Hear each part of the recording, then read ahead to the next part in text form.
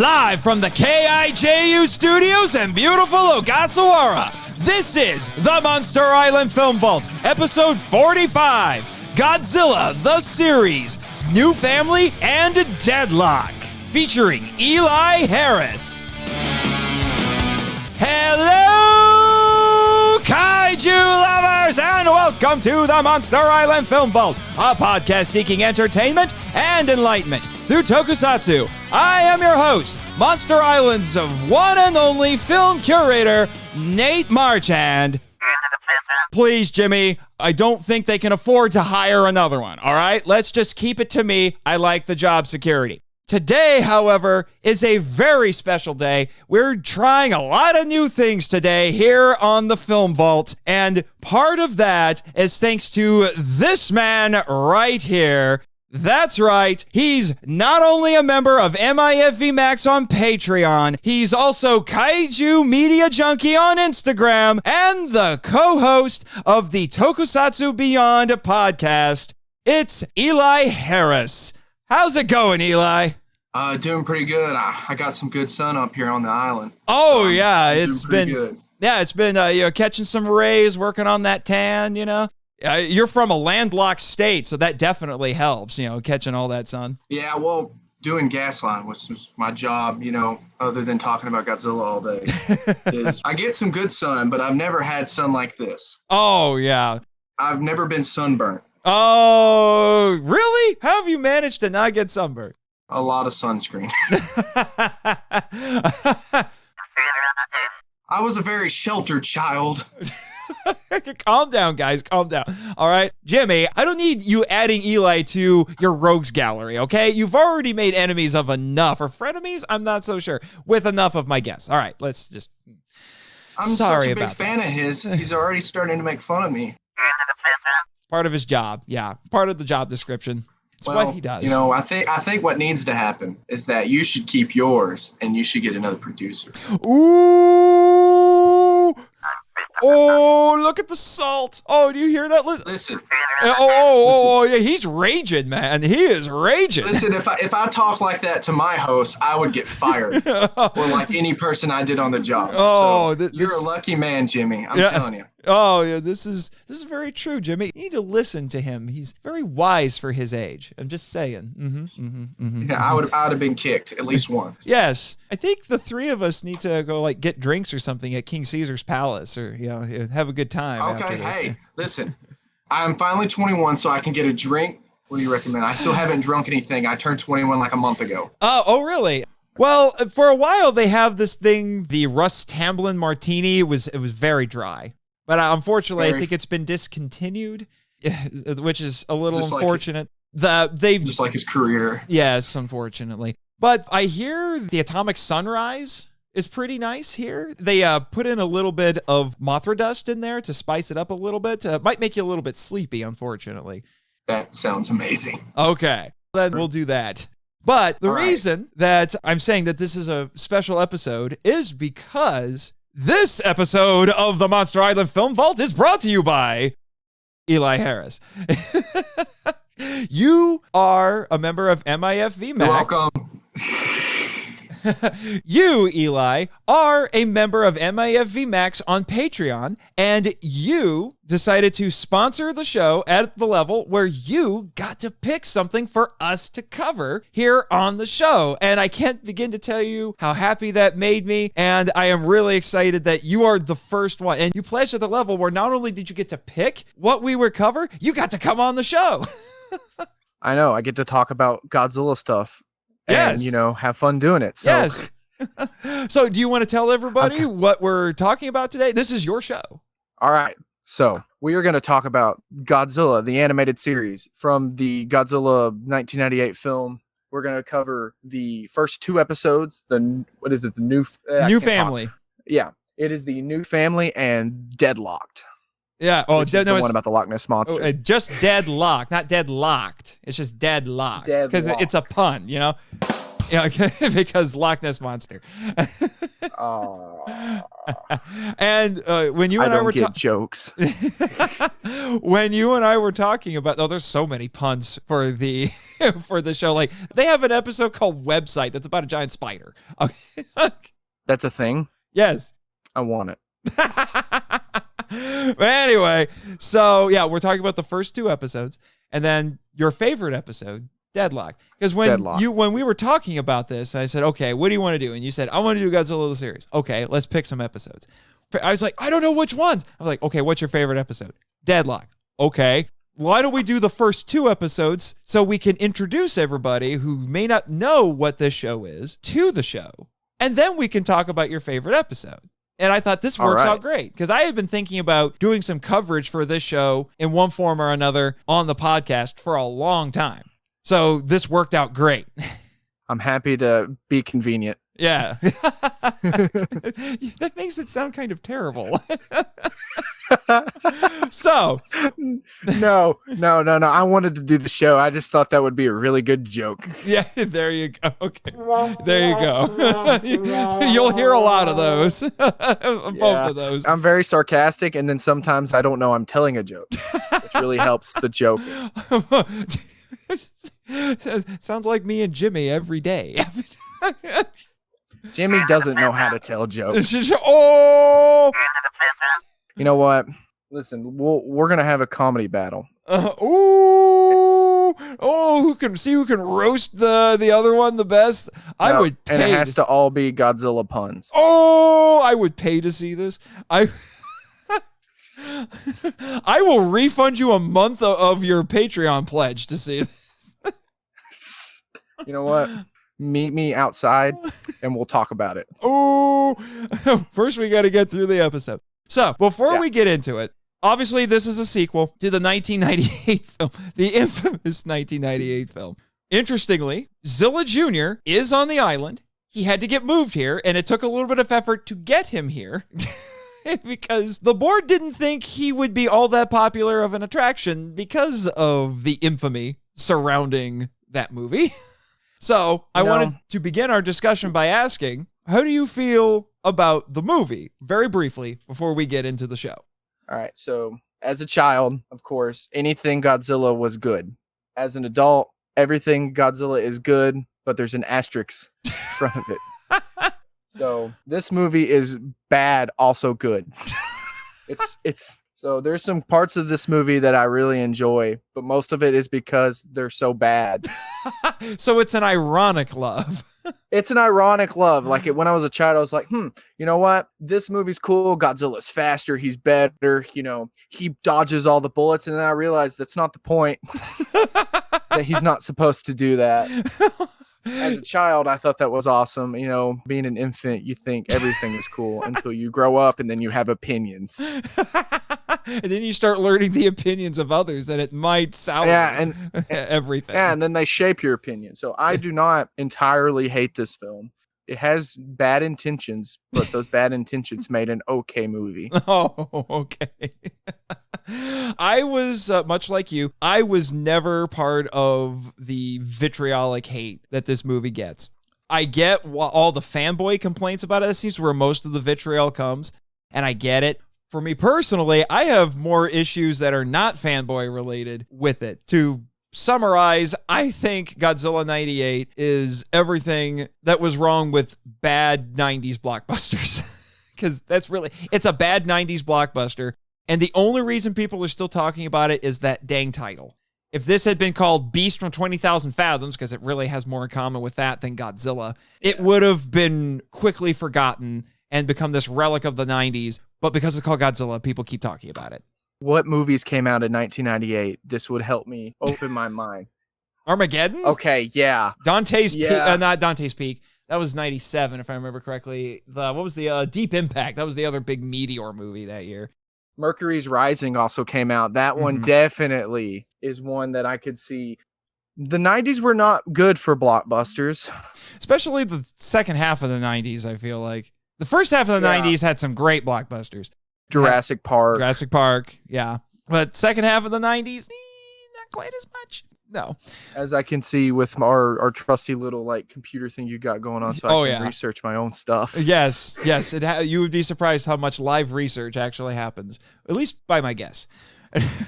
I over-prepare before the show. But all of that to say, so you had the movie. The movie was what it was, but they had this animated series in the works basically at the same time as the movie. And it was actually made, I don't know if you remember this, it was actually made by the same studio that did most notably, or well, one of their more notable things that they did, but did the Men in Black animated series. Yeah. Sony. So I guess that kind of makes sense. Mm-hmm. Well, and actually the company was called Adelaide Productions.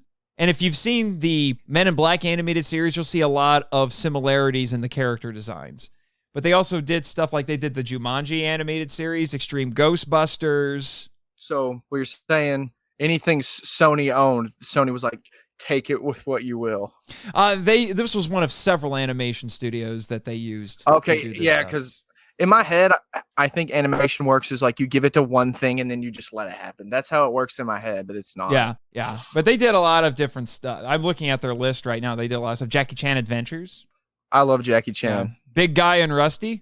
I don't know what that is. Oh, it was a comic book show that's about a guy in a mech suit and a little boy, Astro Boy style robot. Oh. It aired on Fox. It was actually pretty interesting. It's based on a Dark Horse comic. That is some very interesting artwork I'm looking at. Mm-hmm. Yeah. I quite enjoy it. Mm-hmm.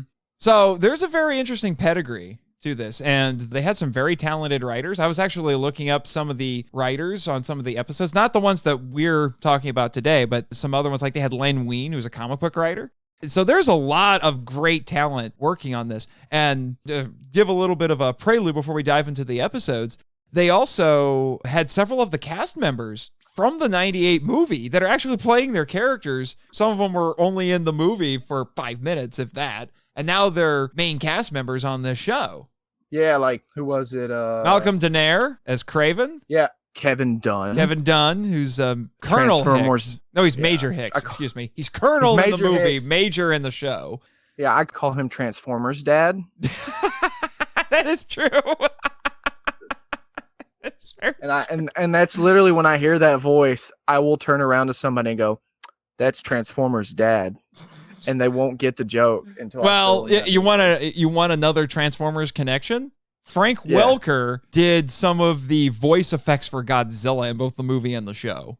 And Frank Welker was the original voice of Megatron back in the 80s. Oh, that's kind of cool. So he did some voice work for the Godzilla in this show? Yeah, and in the movie. He didn't do the classic roar, but he did some of the grunts and things like that. You're making me like 98 more. Let's not do that. And just to add to the irony, we were talking a little bit about Kong 76 before we went on the air. Peter Cullen, who did the voice of Optimus Prime, did some of the animal noises for Kong in that movie. So Frank Welker, Megatron, Godzilla, Peter Cullen, Optimus Prime, King Kong. So if we just watch Transformers, we already have Godzilla versus Kong. We didn't need the new one. Yes. We didn't need the new one, guys. That might get you stoned by the other tourists once you leave the studio. But that we didn't need the new one? Yeah. Depends on who you talk to. I like the new one. Yeah. But anyway, then we also had Charity James, who did Elsie. She was also in the movie. But then, if you look at some of the other characters that we had in here, we also had some great actors. We had Ian Ziering as Nick Totopoulos, not Matthew Broderick, who was definitely phoning in that performance.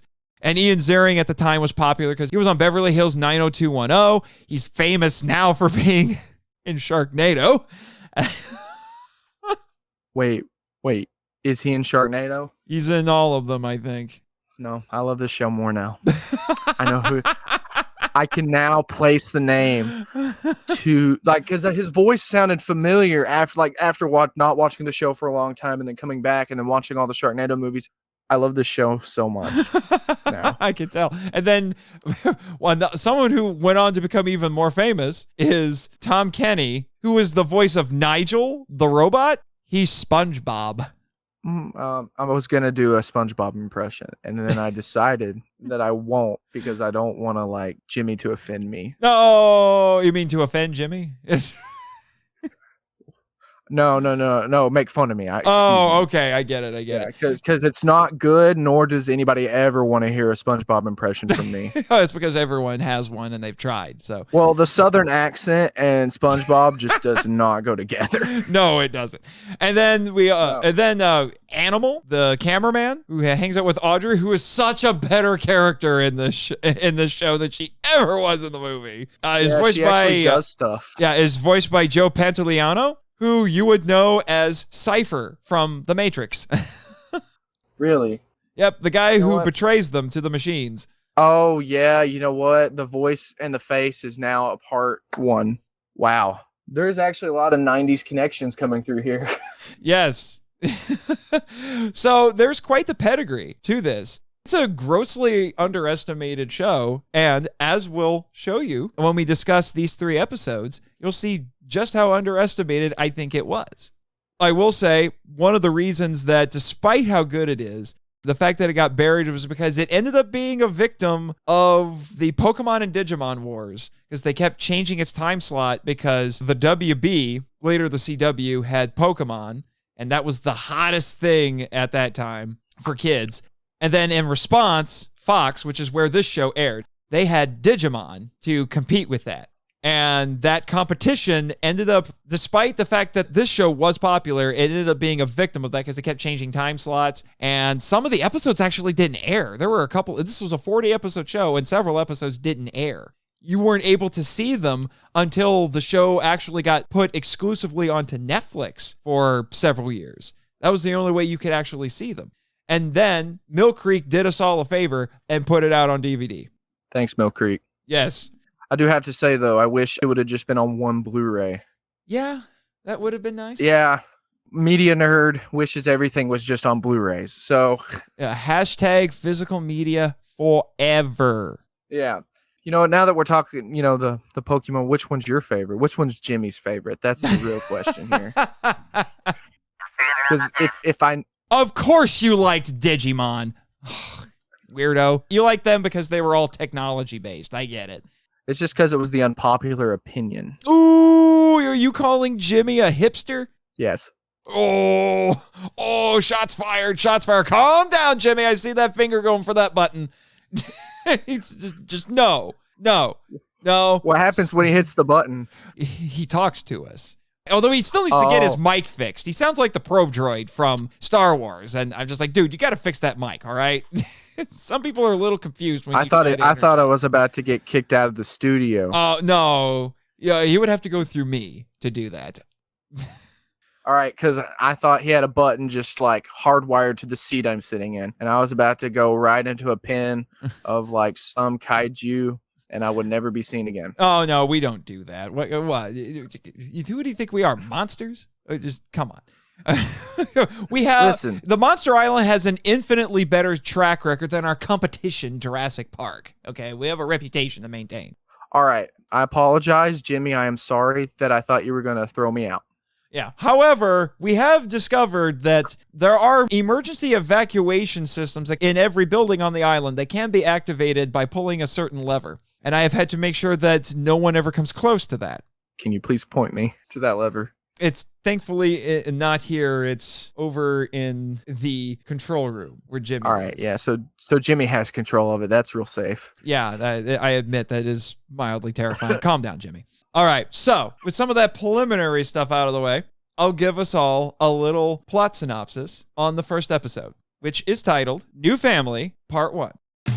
Hours after Godzilla is killed, Dr. Nyctotopoulos discovers the creature's last surviving egg at Madison Square Garden, which hatches and imprints on him as his father. Nick assembles a team of scientists to study the quickly growing Godzilla Jr., all while keeping him secret from his nosy reporter girlfriend and the military. Meanwhile, swimmers are mysteriously vanishing off the shores of Jamaica.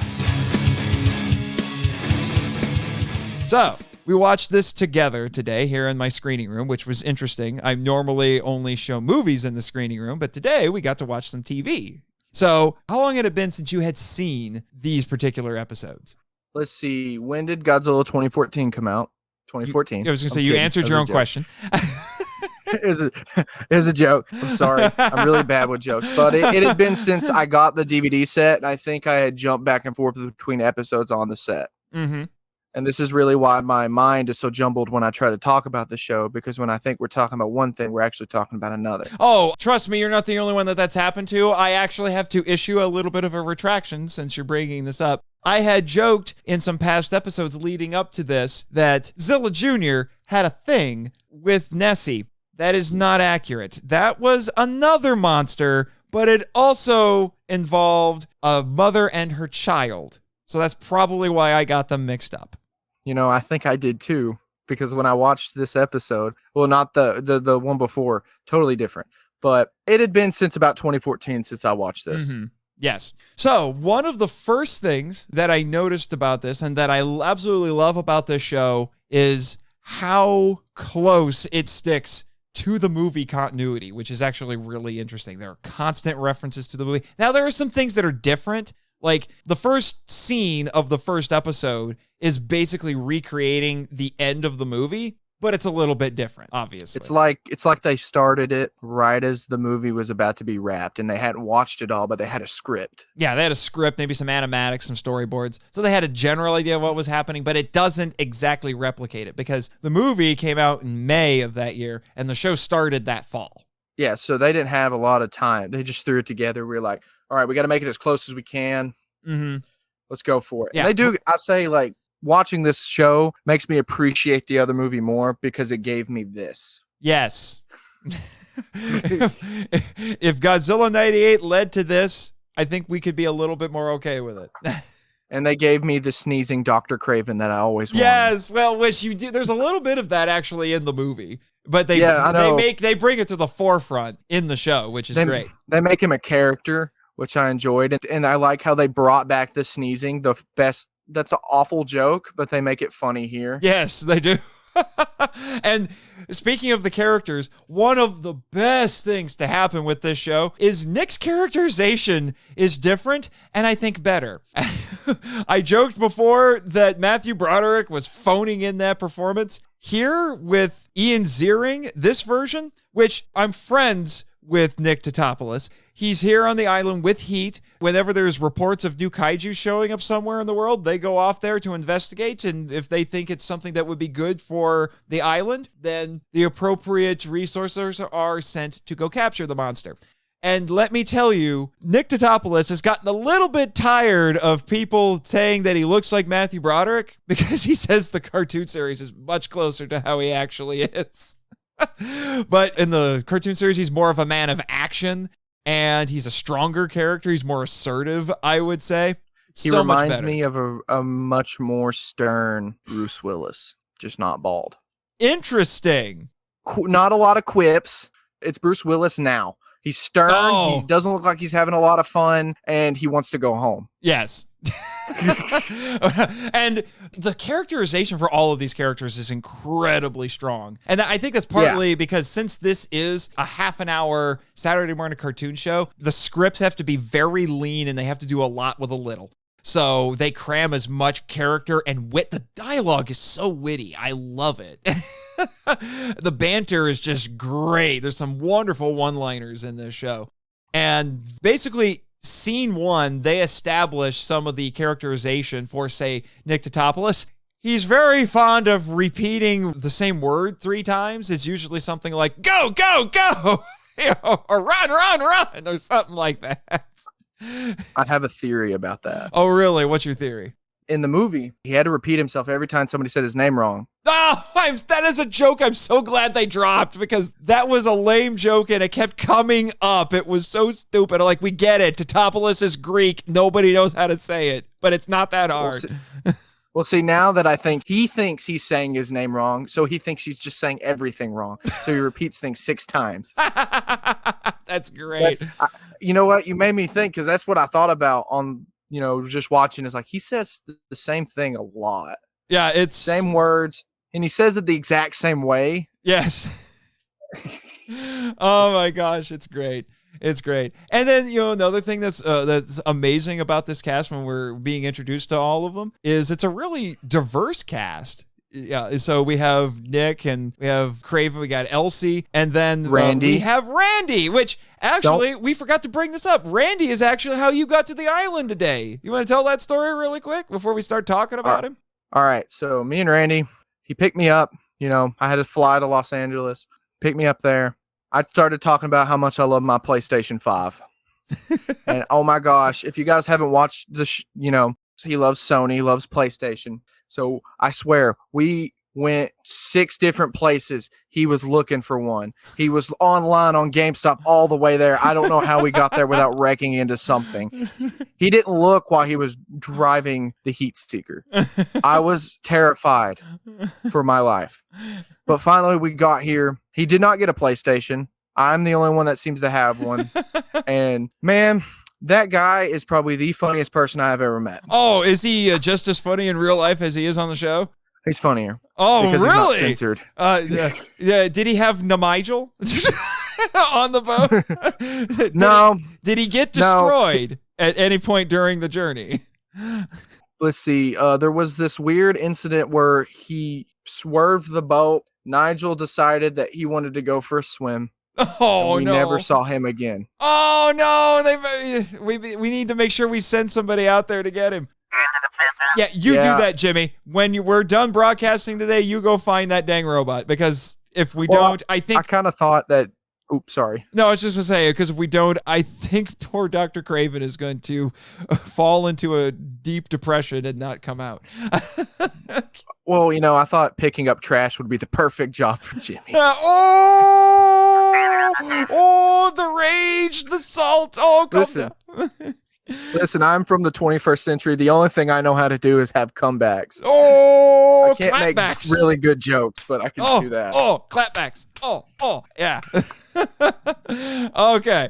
But anyway, so all those shenanigans. So we get introduced to Randy. He's the hacker on the team. He's young. Yeah. He's brilliant. He's impulsive. He loves pop culture. He's good with the ladies. He thinks he is. Let's be honest. I did know. Well, we'll talk about that a little bit more with the next episode, but he tries. He tries. Yeah. It's a wonderful cast, and then we're not introduced actually to the full cast until the next episode.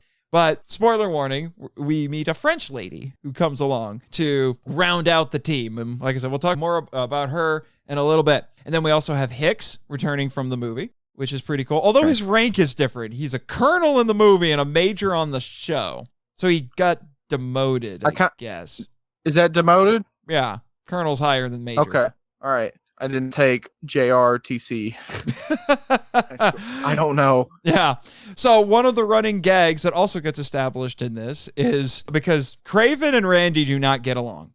There's some very cool character dynamics in this because the characters don't always get along. And Craven and Randy in particular do not get along because their personalities are polar opposite. And Randy loves to reprogram Nigel and make him do pop culture references all the time. Drives Craven nuts. And then the other joke in this is Nigel is basically Kenny from South Park and gets destroyed every episode, which is why I asked you if Nigel survived.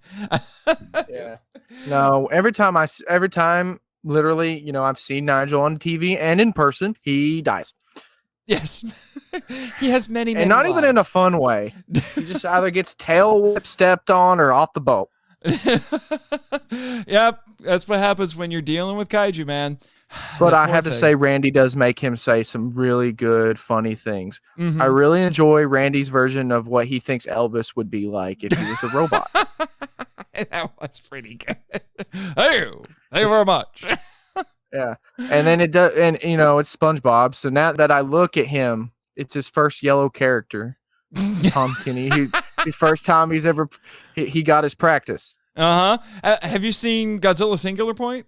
I watched it at a friend's house, and we really didn't watch it too much, so I haven't got to see it. I asked because there's a very clear reference to Nigel in there, because there's a robot that looks suspiciously like Nigel in it. I will be right back. No, I'm kidding, but I need to see that. I will make sure to watch Godzilla Singular Point. I think it's in the second or third episode, somewhere around there. It's relatively early. All right, sweet. Yes. We get the Godzilla series references now. That's kind of cool. So what are some other cool things? What are some other things you will want to bring up about this episode? Because I've got a fair amount of notes myself, but what are some things what are your talking points? Trying to hold back. They pushed a lot in this first little episode. Mm-hmm. Nick is a really big ladies' man. At least everyone thinks he is. He has a very jealous girlfriend. He has a very jealous girlfriend, and then a girl that just throws herself at him, and then he's just like, no, we needed to save Godzilla. No, thank you. Also, I have a girlfriend. She's very nosy and a bit pushy, but I have a girlfriend. Yeah. Well, no. There's a whole thing about that.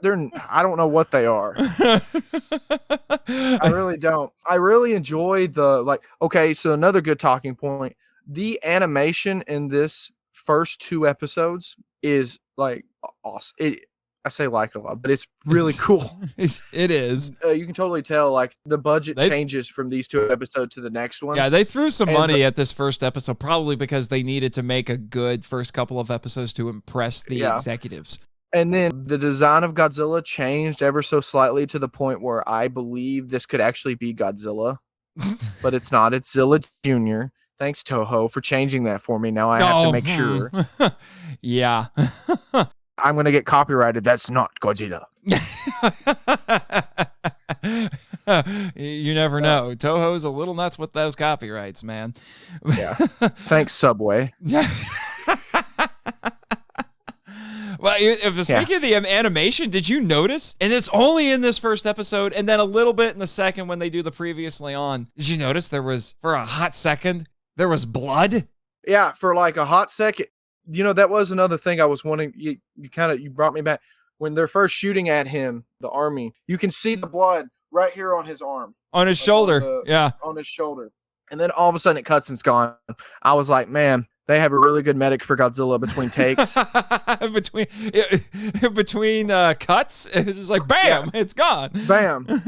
Or maybe he can heal really fast, like the quote unquote real Godzilla.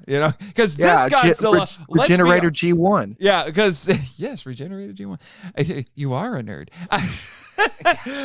But let's be honest, this Godzilla, this Zilla here is a lot more like Godzilla. He's got more personality. He has atomic fire. He's more durable, but he also still retains some of the abilities of his progenitor. He can dig really fast. It has the Patrick Tatopoulos design.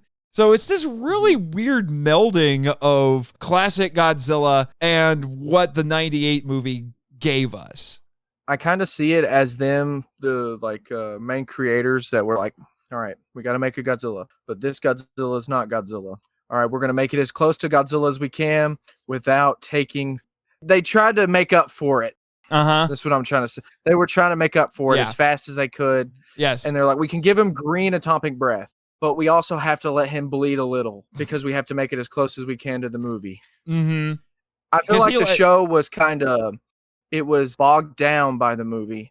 To a certain extent, but I think they worked really well with what they were given. They kind of took some of the things that worked and then threw out the rest and then dumped a lot of Toho into it. Yeah. They go, what does Godzilla need? More Toho. Yes, more Toho. Yeah. It's like ketchup on a sandwich. Yes. Or anything ketchup. Indeed. But some other things that I put on here, and maybe you can help me with this. Okay. Did Randy tell you what the heck flush means? Like, he says flush one time in this in the first episode as if he's saying cool, and I'm like, what? Flush? Oh, so I don't know what that means. I don't either. But I laughed really hard when he said it because it was so stupid. I don't get it. Please, listeners, send feedback. Feedback at monsterislandfilmvault.com. Tell me what this means. I must know because I don't get it.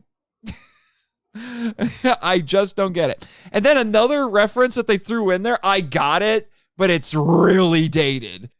When they make pop culture references, because Audrey complains in the first episode when she finds out that Nick has Zilla Jr. there and he had been trying to hide it from her. And he says, who were you saving it for? Connie Chung?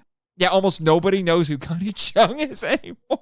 Connie Chung. She's like she was a news reporter, She right? was a popular, she was a popular news anchor at the time, but nobody knows who she is anymore. I was not alive, but I she's a news anchor.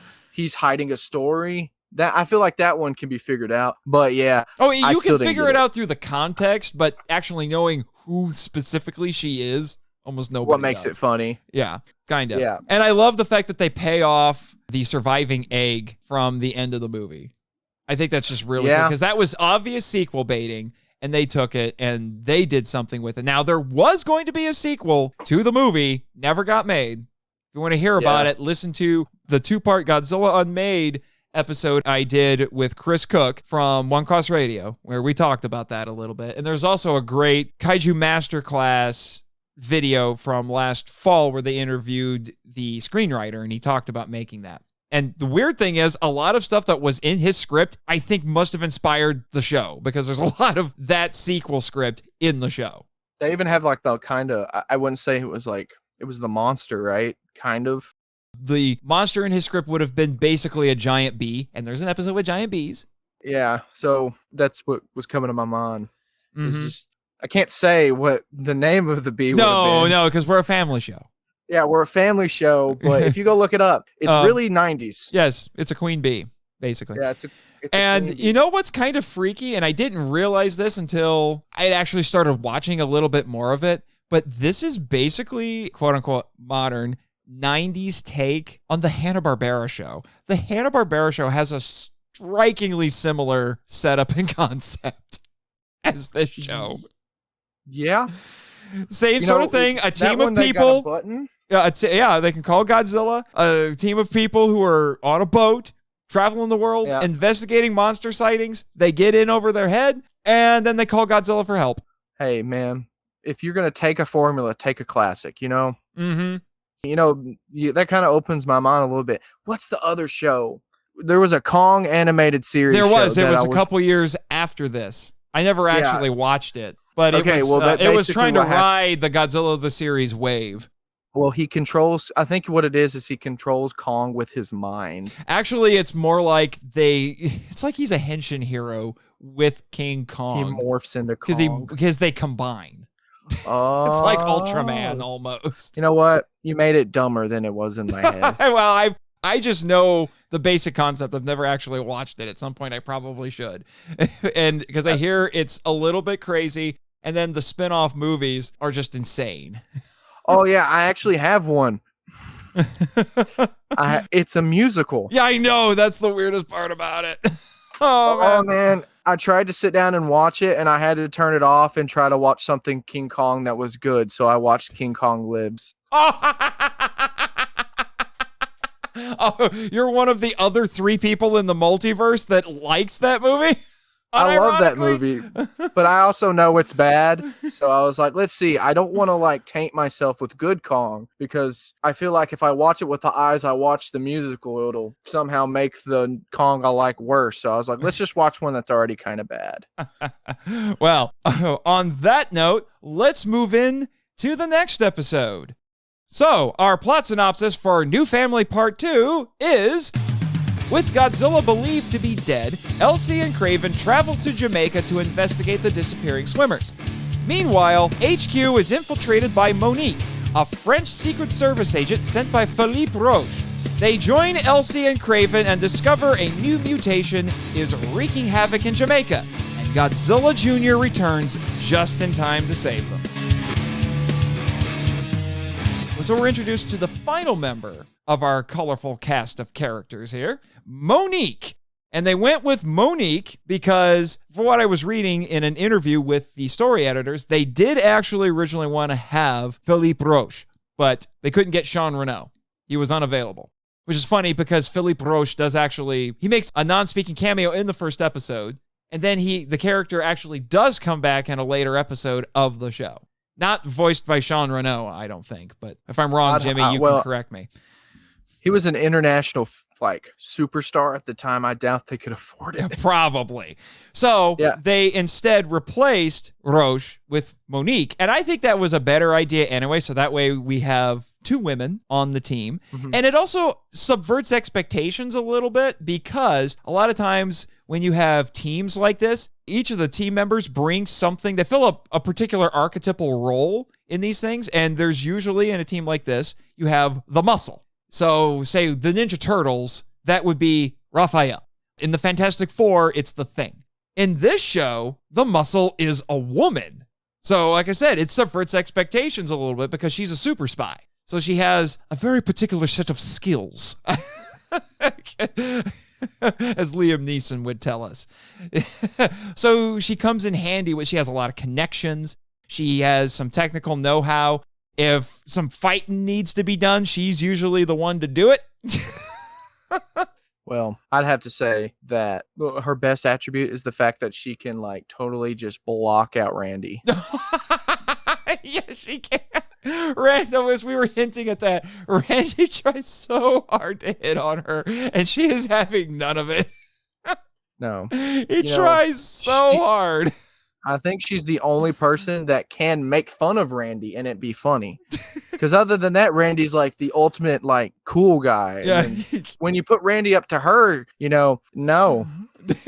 That's just oh man. It's funny to watch them, back and forth. I got a little taste of that when we got here. Yes. But she can actually, out of everybody in the show, she is the most effective at kind of putting him in his place. Yeah. And you don't mess with Monique. You really don't. No. But she this flipped him when we got here. Yes. And she also introduces some things to the team. She brings in the Heat Seeker. Now, it's not until I think the episode after this that they actually pick the name Heat, which is Humanitarian Environmental Analysis Team. And the boat that they use is called the Heat Seeker. And the joke initially is that it's a rust bucket with a cartoony shark face painted on the front. When I was little, I called it Jaws. Oh, of course. Did the Jaws theme play in your head? Listen, when I watched it now, it brought back, because I haven't thought about that in forever, and it brought back memory of it going, so we had Godzilla, Jaws, and this monster all in one movie. Yes. All in one show. Yes. I can live with that. Yes. But the joke is that it looks like it's a rust bucket, and it's covered in rust. Dang thing still is covered in rust. But we find out that apparently this is a Fast and the Furious boat because it has a NOS mode. They hit a button and it's like warp speed, Scotty. It's also got a family button. Yes. Which I found really interesting. I wanted to press it, but he wouldn't let me. Probably a good idea. So it's got all these cool features. So that's how they travel around, and she's got access to resources that they can use, which comes in handy because there were jokes in the first episode about how their HQ is not that good. How did Craven put it? Like the Grand Ferry hasn't been nice. One of them was when he first got into their place was like, I thought this place was condemned. Yeah. Like I said, the writing of this is surprisingly smart because this show doesn't shy away from throwing in some technobabble to explain things. It is not pandering to the child audience at all, and I love it because it doesn't. Does not care. It's smart. It is really smart. So even adults, the parents who would be watching this with their kids, they can still get some enjoyment out of it. I wish more cartoons were made that way, that they're smart kid shows that adults can genuinely enjoy because it doesn't talk down to them. I love it. But so like, for example, in this one, you have Animal complaining about his First Amendment rights. I don't know how many little kids are going to know what the First Amendment is unless they're just starting to understand what civics are at school. There was one joke in this episode where we haven't talked about it fully, but the car that they rented, one of I don't know why it made me laugh. He goes, next time we're going to put this on your credit card. Yeah, after it gets wrecked. As the car gets flipped over by the monster of the week, as you will. Yeah, which by the way, all the monsters that were made for the show do have names. They just weren't always able to find ways to sneak the name into the dialogue. So this one is Crustaceous Rex. Yeah. Let's talk about that a little bit. The monster designs in this show are kind of nuts. They were supervised, or if not completely designed, by Patrick Tatopoulos, who did Zilla in the movie. This one looks like a shellfish, like a crab, but with big club legs and 4 tentacles that just dangle down from its chest, and then a 4-pronged mouth that it just opens up. So it's like a predator mouth almost, or like a giant squid mouth. It's ridiculous, dude. It is so ridiculous, and I love it. It's one of the beauties of animation. They could do wild things like this that at that time, if you tried to do it practically, it would have been difficult. You might have been able to do it with CGI, but as we saw in Godzilla 98, CGI hadn't quite reached that level yet. The back of it is of like a bug. Yeah, like a shellfish, a crab of some kind. Yeah, it's got like a stinger. Mm-hmm. Which it doesn't really use. Yeah, I know. I thought that was really... The fight, to me, wasn't really that great. It was... I mean, as a first monster fight in the show, I thought it was fine. Yeah, my favorite part is, you know, when Godzilla comes out and he digs. That's like the smartest thing I've ever seen, is just to dig it out from... Like, he digs the battle ends up at the top of him, like a cliff, if you will. And Godzilla just digs up into it and just... everything just falls. It was actually kind of Toho-like to me. Yes, it was very Toho. There is so much Showa Toho in this. Yeah. It wants to kind of have the quote-unquote realism of the 98 movie, but it's injecting so much of the fantastical Showa series elements in it. It leans hard into those, and I love it. As a first monster, though, this is probably not one of like my favorites on the show. No, I think you don't necessarily want to have the coolest thing in your show right at the beginning. You kind of want to save it a little bit, but this is a good, solid beginning, I would say. Yeah. And obviously they animated this one first because Crustaceous Rex does appear in the opening credits. We didn't talk about the opening credits and the theme song to this because basically 99% of the monsters that are in the opening credits are only in the opening credits. Crustaceous Rex is one of the exceptions, probably because they animated that first. So then they just took those cells and put it into the credits. But the theme song in this, we'll talk about it briefly. Almost all the animation in it is original animation. It's not a best of kind of clip show, which is what was really common with a lot of television shows at the time. So it kind of showed you highlights of actual episodes so you had an idea what to expect. This was, like I said, almost all original animation. The theme song does not have lyrics, but it has this really eerie but really bombastic sound to it that I do think very thoroughly communicates the sort of show that you're getting into. It gets you pumped up for just kaiju weirdness, awesome pop culture references, and just a good time. Yes, indeed. You know, watching this when I was little, there is one thing I remember about the show was the opening sequence. Oh, yeah. It's good. And it stays with you forever. If you watch it once, you'll see it in your mind. You know, that was the first time I ever looked, because I saw this later, a little bit after I realized Godzilla 98 was not what I always thought it was in my head. And then that's the first time I ever looked at Zilla and I went, he looks cool. Yes. He still doesn't exactly look like what I think Godzilla should be, but he's pretty daggum close to what, like, the spirit. I feel like they lost the spirit of what Godzilla is in 98. They did. It got thrown back in this one, and I have to say, good job, and thank you. Yeah, just don't tell anybody who worked on the show that Toho killed their monster in Final Wars. Oh, I didn't think about it. Okay, yeah. Now, you know what? Since you brought that up, do you think it's this one? No. I'm pretty sure that was another egg that survived, because that one was a heck of a lot meaner. That one actually ate people. So I don't mind that one got nuked in 10 seconds by the real Godzilla. If you take out the context of Godzilla Final Wars, that's probably one of the funniest, like, meta weird references in cinema. Oh, yeah. It was great. Yeah. On the nose, hardcore, the music in the background just blazing. Such a weird but appropriate. Yes. I'll just say that. Very much so. But anyway, we're talking about the show. So I like that they bring in the giant squids. They're a good misdirect, a good red herring in this, because you think maybe it was just the giant squids. No, the giant squids are just heralding something bigger and nastier and worse. I've seen this show before, and I forgot that there was another monster in it. I thought it was the giant squids from the, like, the first episode to the second until the very end when he pops up. And we didn't bring this up, but the first episode actually had a really nice cliffhanger because you really thought Godzilla was dead at the end of it. And then he comes rushing in like the hero at the end there. And that's the other thing that's cool about this. As weird as it is, the title character is ancillary to the show a lot of times. It's more about the actual characters. But when Godzilla shows up, say at the end when he needs to save Nick and everybody else from the monster of the week, it's special. You pay attention. Yeah. Because they don't overuse him, and when he shows up, it's exciting. He has like a bombastic like reveal. It does remind me of like a show opening like later, like in the 70s. Like it's an event. Oh yeah. Yeah, like it kind of brings back. One of them was like Terror of Mechagodzilla. Oh, best entrance ever for the big G. Just the lights, lightning flash Godzilla.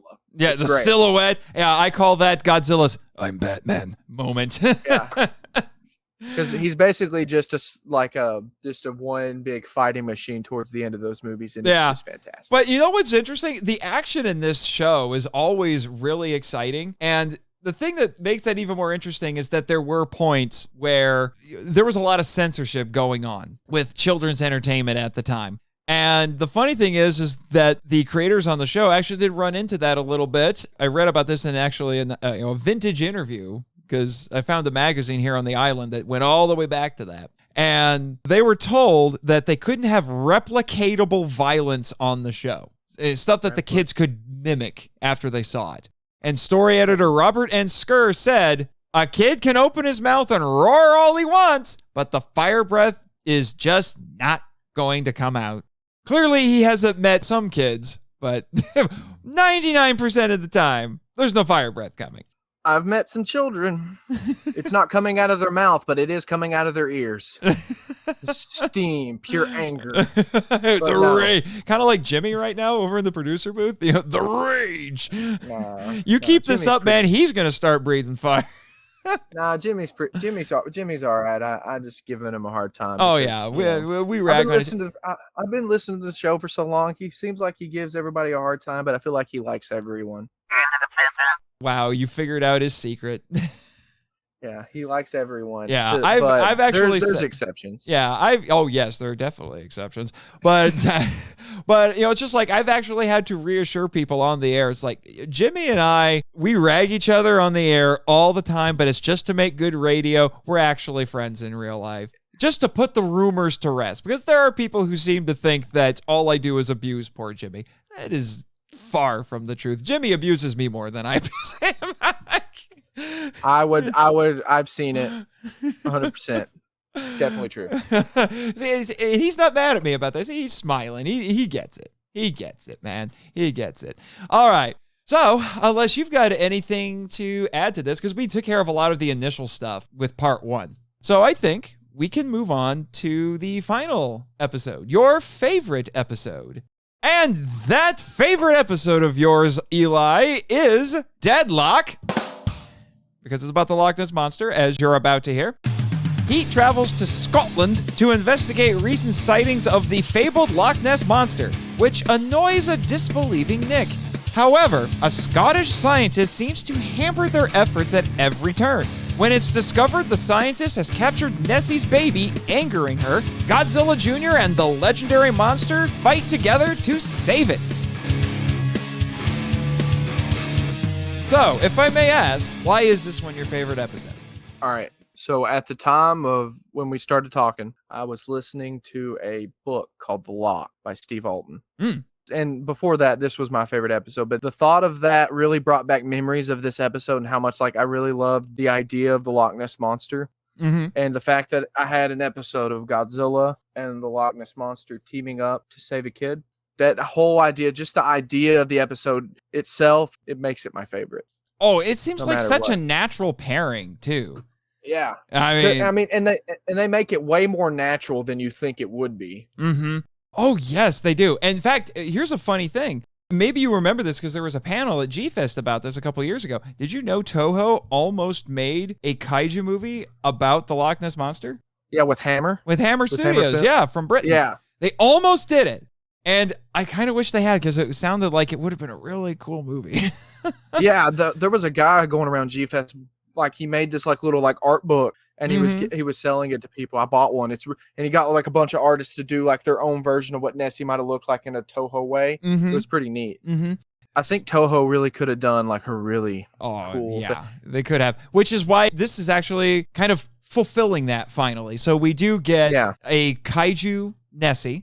And I will say, I want to point this out, Nessie is actually not on the island. They decided that Nessie needed to stay in the loch because it just seemed wrong to remove Nessie like that from the loch. Also, it would have killed the tourism business for Loch Ness, and they need that business.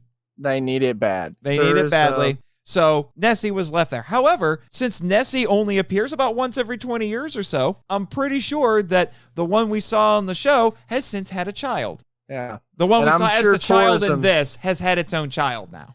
Yeah, I'm sure the tourism has also gone up because you know there had to be a sign-in at one point. Oh yeah, a sighting. Oh, yeah. They went. It's gone crazy, man. They're swimming in money over there. I mean, Godzilla's here on the island, and then that tourism thing over there at Nessie. It really makes sense that he's here and that's there.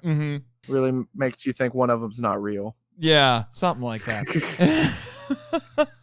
But there's something I noticed actually watching the credits for this episode, a testament to how good the voice acting is in this. The voice director for the show was Susan Blue. If you don't know that name, here's another Transformers connection for you. She was the voice of RC in Transformers the movie in 1986, and then after she voiced RC in the movie and on the TV show, she became a voice director, and a very talented one. In fact, one of the biggest shows that she worked on as voice director, and she even said, I did the first season. I didn't think it was going to last. The first season was only about 5 episodes. You know what that was? Teenage Mutant Ninja Turtles. Really? Yep. Oh, that's awesome. So it's no wonder that the voice acting is as good in this as it is. You know what? There's just a lot of talent that just runs through this show. Yes, indeed. So I'll run through my notes here. I love the fact, it's kind of funny, it's a little ironic that Nick Totopoulos, who has seen probably a dozen ridiculous monsters at this point and has a giant iguana in his backyard for all intents and purposes, he doesn't think the Loch Ness Monster's real. Because that's how it starts. It starts with people claiming that they caught the Loch Ness Monster on video. It's like, oh, come on. It can't be real. It's a little weird that someone like him would disbelieve this. It's so out of character. It seems like it, but you can kind of understand at the same time because he thinks, oh, they're just doing this to drum up attention to get tourism. Which actually, given that this is a world of monsters, to start saying, hey, we got a monster in our backyard, that'd get people to show up. It actually makes some weird sort of sense. And given, because I did a little research on the Loch Ness Monster, given the fact that that there have been so many hoaxes from people claiming they saw the dang thing, it makes sense. Yeah. But I love the fact that he says, oh, look at it. It's made of rubber. I can't help but wonder if that's kind of a tongue-in-cheek reference to things like tokusatsu. It's just made of rubber. Speaking of hoaxes, I did a little research myself here. Mm-hmm. Yes, Jimmy, I do research. I can read. Let me just say that one of my favorite little hoaxes that somebody did was they took, plesiosaur was at the time like the main thing that people thought it would be, or like a brachiosaur or something like that. Not to get off on like a tangent, but like they had hippo feet. Yes. Like dried hippopotamus thing, and they were just stomping it on the ground. Mm-hmm. And then they photographed it, and that's how that was one of like the big main evidences for a while. Evidences is not a word. One of the main like things that they would turn to and say, it's real, look. Mm-hmm. And I found a really cool idea like that brought Nessie back to like something kaiju related, is that the idea of Nessie really never became like a big thing until after people saw King Kong. Mm-hmm. It was actually around the same time. Since we're on this tangent, I'll just finish the tangent. Yeah. Actually, sightings of Nessie go back about 1,500 years. Yeah. Mm-hmm. And also, another reason why it was so easy for people to claim that they saw it but they never see it is because Loch Ness is the largest body of fresh water on Great Britain. It's 800 feet deep and is 23 miles long. And as they show on the TV series, it's really murky. You can't really see anything. But this is kind of funny. The first reference to the Loch Ness Monster actually comes from the 7th century biography of Saint Columba, who was an Irish missionary who introduced Christianity to Scotland. According to this story, in 565 AD, he stopped by Loch Ness while traveling to meet the king of the northern Picts and went to confront the beast because it had been killing people at the lake. The monster attacked a man, and then he invoked the name of God and told it, "Go back with all speed," and it did. And it's just been stuck there ever since. Apparently.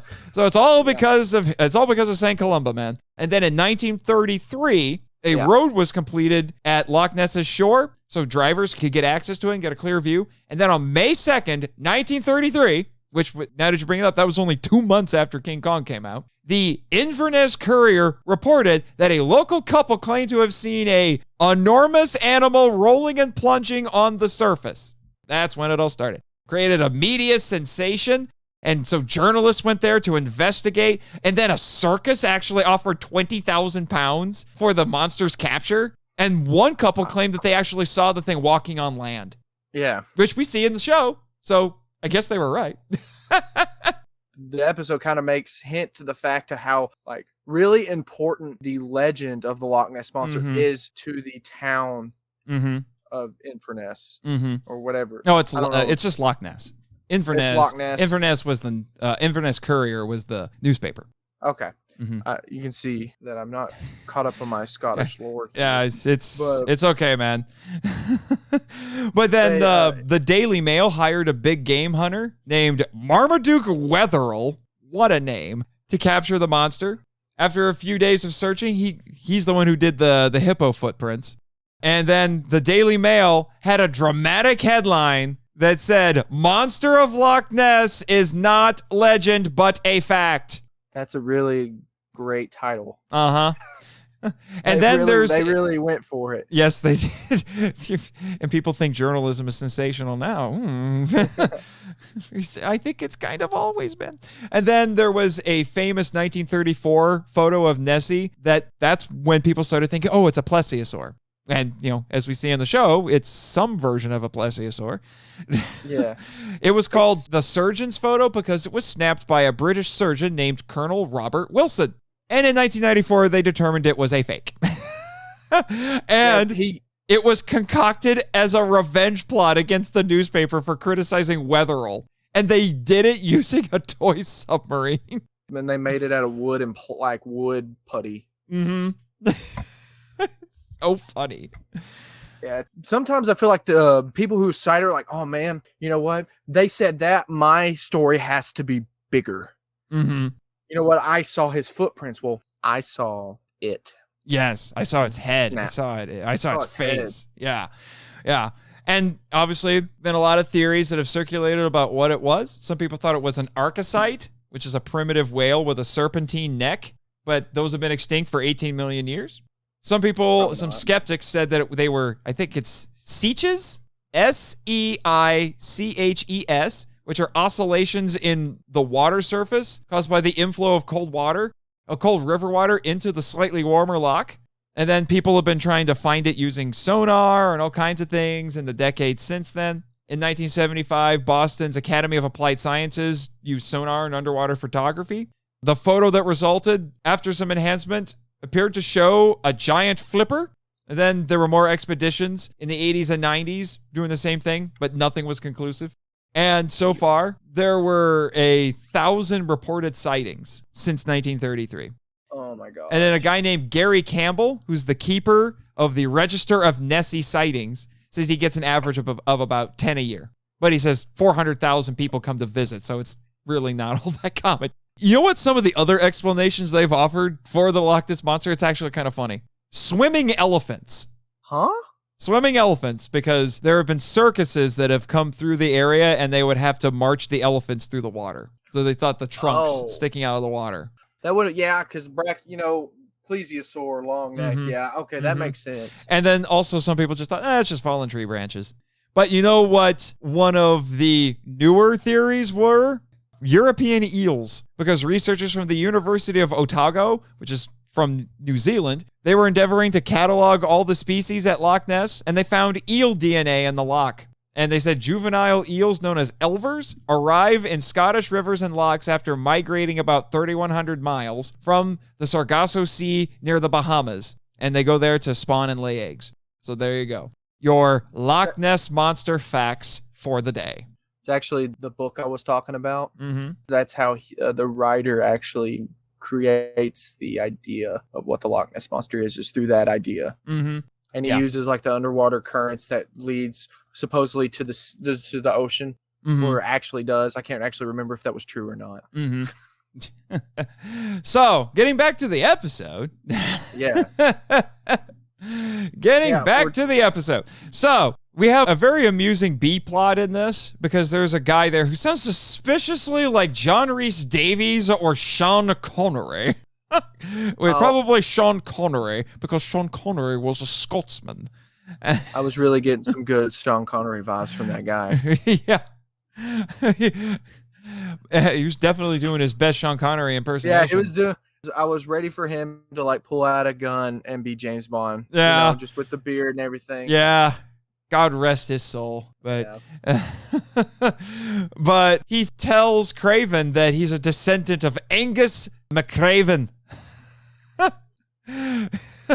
And he gets him to start playing bagpipes and wear a kilt like a Scotsman. And they even kind of make a sort of dirty joke about the kilt. Because he said, you're not hiding much. He did such a good job that I couldn't tell that if he was being serious or not. I don't know. The implication at the end of the episode seems to be that this kind of got concocted so Craven could get back at Randy. Yeah. Which, if that's the case, that's hilarious. But I loved Randy's breakdown at the end because he said, like, if your name was Schwarzenegger, he would have said it was the Max Schwarzenegger. And now suddenly I want a Scottish Arnold Schwarzenegger. A Scottish Arnold Schwarzenegger would be so amazing. That would really like change the whole dynamic of what Arnold Schwarzenegger is. Probably. And I was thinking, I should try doing a Scottish Arnold Schwarzenegger because I could do a pretty good Arnold, but I don't think it would work with a Scottish accent. That's too many layers of impersonation. I think me and Jimmy would both like to watch you try to do it. I would probably tie my face in a knot trying to do it. Anyway, so we have this very natural pairing. There's actually two monster fights in this. One where Zilla Jr. fights Nessie. And then we find out after that this is basically Gorgo. You know what? Yeah, you're right. It's Gorgo, ain't it? It's Gorgo. This scientist that they were going there to help kidnapped Nessie's baby. And you don't take a mama's baby. That makes mama angry. So much so that she has to get Godzilla to come help. Yep. She's like, I just want my baby. Give me my baby. And it again, how wonderfully lean these scripts are. Nick just says, what's the going rate for a unique U-born? And the scientist basically says, a lot. So we find out he's doing it for money. Very simple. I think the quote is more than you could ever imagine or something like that. Like basically. He's very snarky about it, which I didn't like. They do a really good job of hiding it. Yes.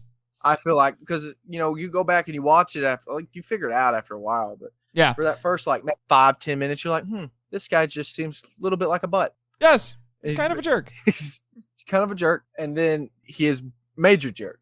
Yes. He's trying to sell a baby. Yeah. Trying to sell a baby.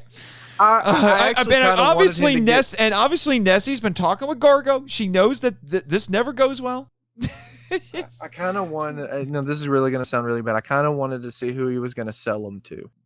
That would have been interesting. My money would have been on Cameron Winter, but I think it was Arnold Schwarzenegger. Who's Arnold? He wants to buy Nessie to have Nessie in this next movie. Arnold is going to fight the Loch Ness Monster. See, I brought the joke around. I did a good job. There you go. But it does bring a really interesting question to mind because they make reference to there being photographs taken in 1975. And they think that what it seems like it's a breeding cycle. So Nessie appears once every 20 years. which seems to imply, since there's only one Nessie, seems to imply that Nessie reproduces asexually, which actually would make sense because that's how Zilla's work.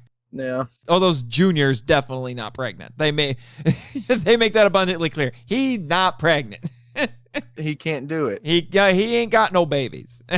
No, but apparently he wants to make sure that this baby gets back to mama. Yeah, if he can't have none, that means you can't hurt anybody else. Yeah, you be hurting her babies. Yeah, that makes sense. It makes total sense.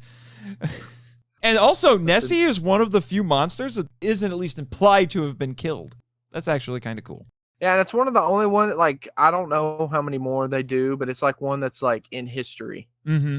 Like it's they tap into some other ones that it come from, like Quetzalcoatl. They had an episode with Quetzalcoatl. There's very few, though, correct? Mm-hmm. Yeah, there's a handful that they actually reference back to other things. Yeah. From mythology. I like the design and of Nessie mm-hmm. in the show. I love the little grabbing feet. They do a really good thing where they're like, it's so strong, so what it's pulling Godzilla back into the lock. Mm-hmm. I really enjoyed that. Yeah. I don't know why that fight. It was really, really neat for me to watch. Like one of my favorite, like, what is it called? The legend and then the god just. Yes. It's cool. It is. Yeah. It's like I said, it's such a natural pairing. It's great to see this. And when you say it like that, it sounds like a really good movie.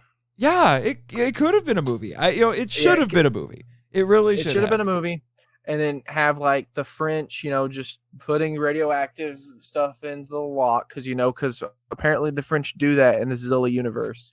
Actually, no, the French are a nuclear power, and they did actually conduct nuclear tests in the mid-90s. So it was actually topical at the time. I knew that, but I just find it funny that since it happened once, it feels like they're blamed for the rest of it. Kinda. Yeah, that's how it feels to me anyways. It might not be, per se. And I another thing to bring up, I like how the fact that in 98, since we're bringing that up, they use American footage, but it's implied that it was all French. It's kind of funny how that works. Yeah, it's kind of funny how that works out. So I've basically run through my talking points, my notes. What do you got?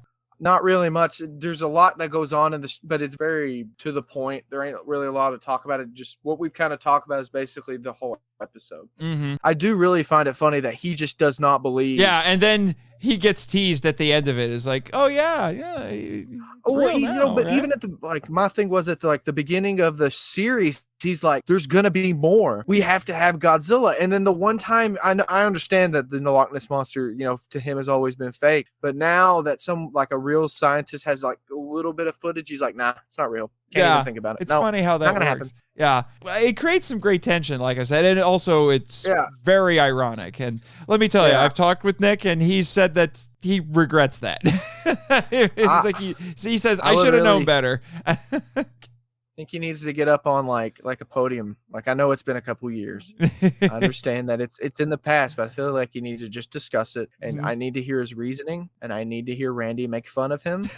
And then, what we need? Another thing, but we need Jimmy, Randy, and Nick in a room, and they all just kind of talk about it and see what jokes just happen.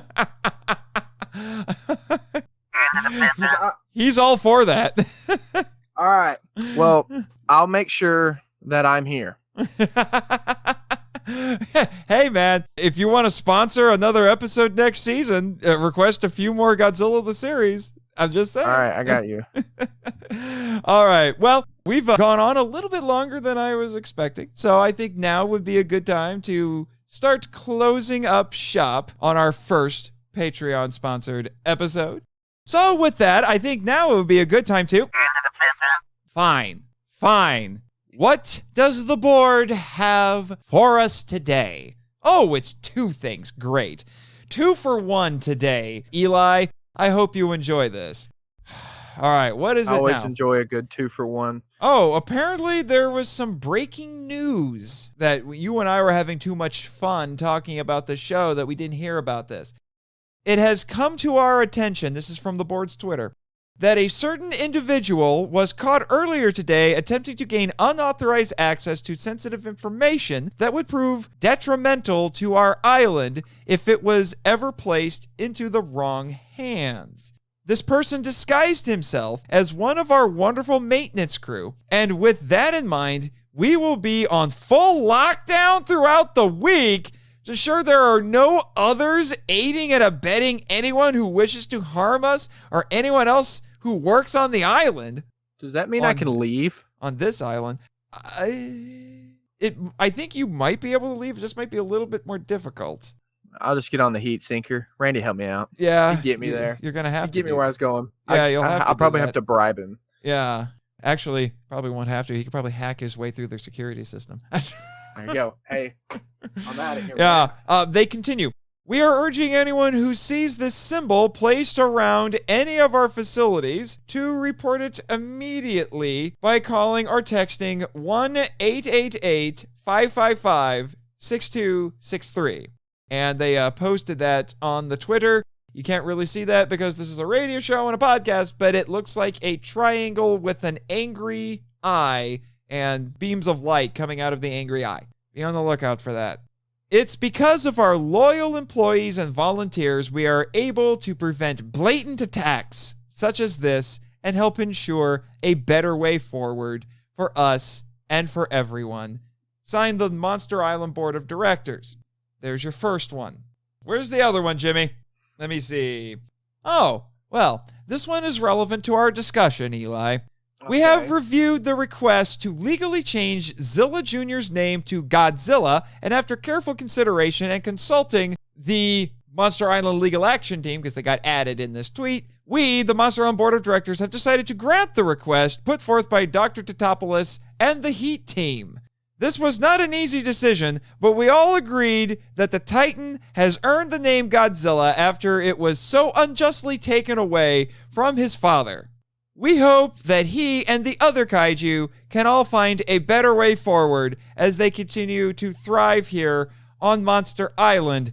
Something tells me that Toho is going to have a few things to say about this. I don't think they'll have but one thing to say about this, okay? I'll lay it flat. No. Basically. One big, flat out, no. Yeah, this is going to be tied up in court for years. I'm predicting that right now. I don't think it will. I think it'll be done in like 20 minutes. No, you think Raymond Martin's that good? No, I think Toho's is that good. Oh, that's true. Yeah. I've made this joke already, but I'm telling you, if they can get Subway to do that, they can get anybody to. Basically. I'm actually a little bit more concerned about that first one.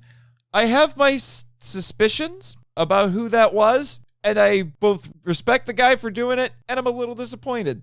Although it also tells me, I'll just throw this out there, our security is way better than a, shall we say, certain cybernetics company that made a giant robot recently. Just putting it out there. No, Jimmy, not your robots.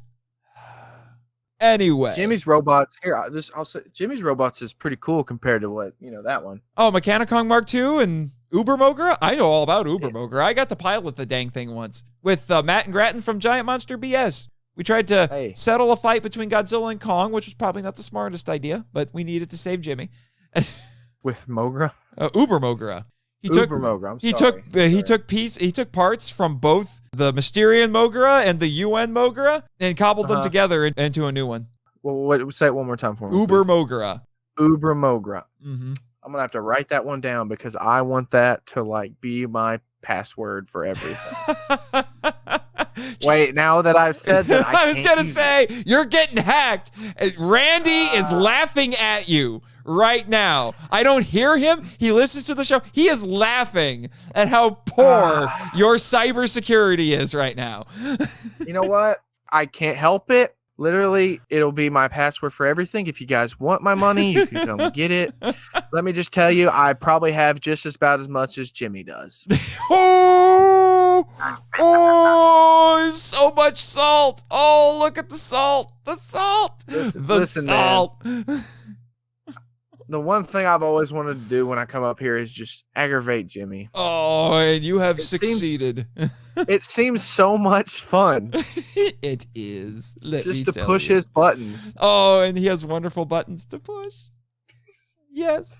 All right, and now on to one of my favorite segments of the show. and one that is very important for you, the Patreon shoutouts.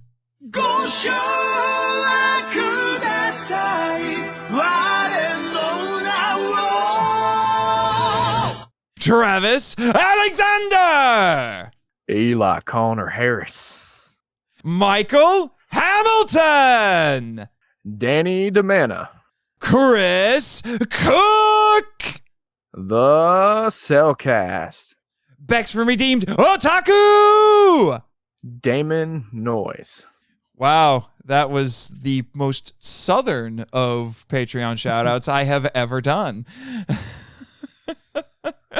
I gotta use the voice, man. Yeah, you do. I'm the crazy Midwesterner, the crazy kid from Hoosier Land. So different sensibilities. Sometimes I'm a little self-conscious about the voice, but sometimes you just gotta lean into it. Hey, you should hear some of the people that I brought up. Ben Chaffins is 10 times this, the Southern that you are, and Michael Hamilton is almost as Southern as you are. He tries to hide it, not very well, but he hides it.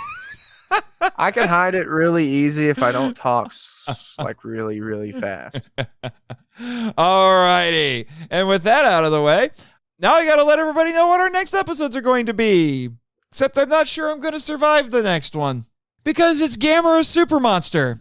We got to keep the year of Gamera going. And oh boy. The problem is I've already seen half of this movie already, if not more than half of it, because it's almost all stock footage. Come on, man. Don't get me started on Godzilla. Oh. Oh my gosh. And my guest for that episode, who apparently has a weird appreciation for it, is your fellow MIFV MAX member, Danny DiManna, the author and creator of the Godzilla Novelization Project. Anyway, we're moving on because I don't want to talk about Gamera Super Monster. I want to talk about a much better movie. And that is, next month we get back to Godzilla Redux, and we'll be talking about, and yes, I said it, this is a better movie than Gamera Super Monster, Godzilla King of the Monsters from 1956. Yes, the one with Raymund Burr. And my guest for that episode will be, and here we go, we're going from Eli to Elijah, because it will be Elijah Thomas, host of the Kaiju Conversation podcast. And apparently, I've talked with him a little bit about that episode, and he has told me that his goal is to argue that King of the Monsters 56 is the superior movie. That's going to be that's probably going to be one of the best podcasts I've ever heard. Don't bloat his ego too much. He's a little gatekeeper as it is. Well, no, I'm saying it's going to be a lot of it's going to be a lot of stretching. Oh, you're Stretch Armstrong right there. Yeah. Well, King of the Monsters is pretty good. It was the first Godzilla movie I remember watching besides Godzilla vs. Kong. Hey, I have a nostalgia thing for it. You mean King Kong versus Godzilla? Yeah, Godzilla. Yeah, I can't just. Two different movies. It's okay, man. Don't feel bad. We've all made that mistake. You're still a fan. I don't care what anyone says. You're still a fan. And I know. I just don't like the fact that I can't do it now and it be okay. Oh, it's all right. And speaking of being a fan, this is the part where you do your shameless self-promotion, because we can't end an episode of the Film Vault without shameless self-promotion. What have you got? All right. So I have a Instagram called Kaiju Media Junkie, and we also do a podcast on YouTube. Me, Nerd Keen on Instagram, and Tokusatsu BTS on Instagram, behind the scenes, called Tokusatsu Beyond. So it's another kaiju podcast. We try to bring like I don't know, just like a newer take out of like the youth of the 2000s, I guess. That's our idea. The Zoomers. The Zoomers, if you will. I'm a freaking millennial. You're a Zoomer. I want to be a millennial. I don't want to be. I don't know if you want to be a millennial. I don't know which one's worse. I don't know either. But anyway, you gotta pick your poison on that one. But anyway, yes, I've listened to I think at least the first 1.5 episodes of the show. I actually forgot that I didn't know actually you had made another one. But if I may humble brag here a little bit, it warmed my heart ever so much to find out that you started the podcast in part because you were inspired by listening to the Film Vault. And honestly, inspiring someone to start their own show, to do things, I consider to be one of my greatest accomplishments as a podcaster. And I'm serious when I say that. So thank you. Thank you. Thank you for doing your podcast. So I would be able to like get up the gumption to try and do it. Yes. And it's not over. We have 3 episodes and we're trying to figure out a new kind of like step for what it can be, because what we've tried to do, it feels like it's been done before enough to the point like we were like, let's go with all the Godzilla movies. And then it feels like everybody does that. Mm-hmm. I know the feeling. Thank you. Yes. All right. Well, we've gone on a little longer than I expected, like I said. So guess what, Jimmy? Cue those credits. Thank you for listening to the Monster Island Film Vault, a podcast produced and hosted by Nathan Marchand. If you enjoy the show and want to join the discussion, we'd love to hear from you. So email us at feedback@monsterislandfilmvault.com. Your message could be read on a future episode of the show. Our website is monsterislandfilmvault.com. Follow us on Facebook and Instagram at Monster Island Film Vault, and on Twitter, where our handle is at the Monster Isla 1. You can also follow Jimmy from NASA on Twitter at NASA Jimmy, and the Monster Island Board of Directors at Monster Isla BOD. I have fulfilled my contractual obligations! And be sure to subscribe to us on YouTube, Spotify, and Twitch. The podcast logo was created by Tyler Souls from TylerDrawsComics.com. Our theme song is Wanderer on the Offensive live edit by B33J, Sarax, Juan Madrano, and Nonsensical Lexus, which is a remix of Counterattack, Battle with the Colossus, and The Open Way, Battle with the Colossus by Kowatani from the video game Shadow of the Colossus. All film and audio clips belong to their respective copyright holders, and no infringement is intended or implied. Please rate and review us on Apple Podcasts and or Podchaser to spread the word about the show. You can also support us by joining MIFV MAX on Patreon. The Monster Island Film Vault is a Moonlighting Ninjas media production. Sayonara! Hey Gary, I came as quickly as I could. It was a busy day at KIJU. So I heard. I'm glad you made it. I've never been here before. This place looks straight out of a 1940s film noir. Big mahogany desk, green glass-hooded lamp, grandfather clock, wooden file cabinets. If I didn't know any better, I think this was by far the oldest building on the island. Raymund has old-fashioned taste in decor, that's for sure. And yet he relegates you to this little roll-top desk in the corner of the boardroom. Man, how do you know where anything is in this mountain of folders, sticky notes, and... Is that Chinese takeout? Yeah, I have it delivered by Hong King Kong. The Chinese restaurant in the food court that has a guy dressed like Mighty Peking Man as their mascot? You betcha. At least it wasn't Yeti. That's for sure. But that explains the hair in the box. Huh. You have some interesting plaques on the wall. Legal certification from the Denham University School of Law. That's where Raymund and I went. Cool. And this one. The Decree of Joe Jamail, the King of Torts. Be authentic in the courtroom. Use exacting language. Don't be arrogant, but trust your judgment. That guy was the richest lawyer in American history. And also one of the biggest jerks, I hear. He's why Shakespeare said to kill all the lawyers. Present company excluded, of course. No offense taken. All right, man. What have you got for me? Well, The legal action team is on the case. Ugh, another one? You bet your life, kiddo. I may have to hire our own gumshoe at this rate. Oh, hello there, Mr. Marchand. Rumor has it you're in the market for a lawsuit against a former colleague. Looking to hire the Monster Island legal action team? If it's who I'm thinking, no. He's been radio silent for months. Let's hope he's not wearing a Chicago overcoat. Oh, what? Gary, I just got off the horn with the Sawbones' Nick Tatopoulos. He filed a request to legally change Zilla Jr.'s name back to Godzilla, which has the board's support, but the bigwigs at Toho aren't having it. Tatopoulos' argument is that the studio's statement that Americans took the god out of Godzilla when they mistook the big iguana for the bona fide original, that it only applies to the progenitor and not the offspring. Sounds legally dubious to me. Plus, who'd be crazy enough to take on Toho's lawyers? They're the meanest in the business. You and me both. My scars from the last time I dealt with them are healing nicely, thank you very much. Which is why I'm letting you handle this trip for biscuits, Gary. What?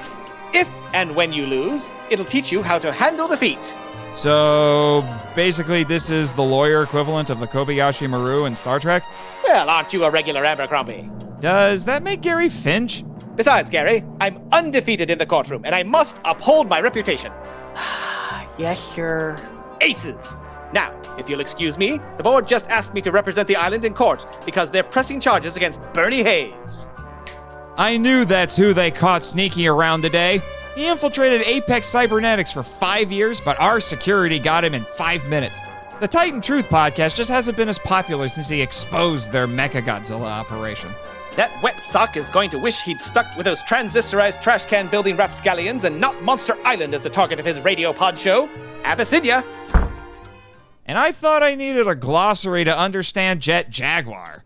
I'm used to it by now. Anyway, you said you found some clues related to our case.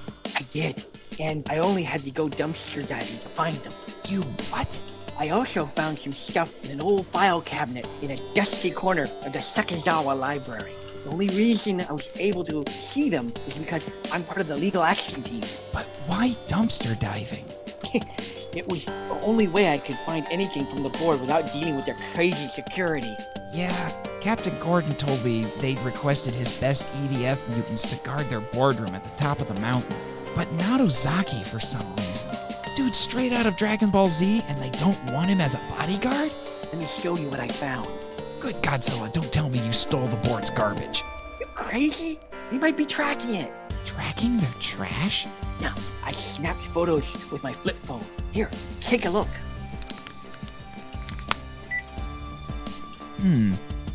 Broken sunglasses, a bag of used cigars, cracked martini glasses, toy dragon wings, a silver spacesuit with wine stains, and...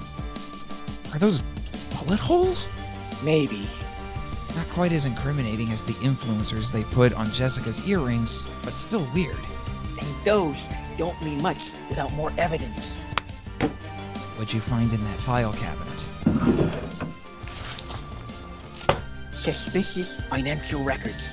I had to untie a Gordian knot of a paper trail to figure it out, but the island had some weird secret donors when the board reopened it. Like who? Who X's, LZ Diamonds, Future Ions Incorporated. I'm pretty sure those are all shell companies. But then there's also a huge donation from International Children's Federation. The foundation in Switzerland that funded World Children's Land in 1972?